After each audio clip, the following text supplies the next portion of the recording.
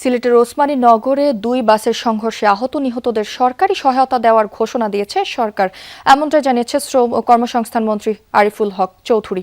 দুপুরে সিলেটের Osmani medical college হাসপাতালে আহতদের দেখতে গিয়ে এমনটাই জানান তিনি। মন্ত্রী বলেন, প্রধানমন্ত্রীর নির্দেশে নিহতদের পরিবারকে ৫ লাখ টাকা করে দেওয়া হবে, আর দুর্ঘটনায় পঙ্গুত্ব বরণকারীরা ৩ লাখ ও অন্য আহতরা পাবেন ১ লাখ টাকা। পাশাপাশি দুর্ঘটনাপ্রবণ মহাসড়কে আরও বেশি নজরদারি নিশ্চিত করা হবে বলেও জানান তিনি।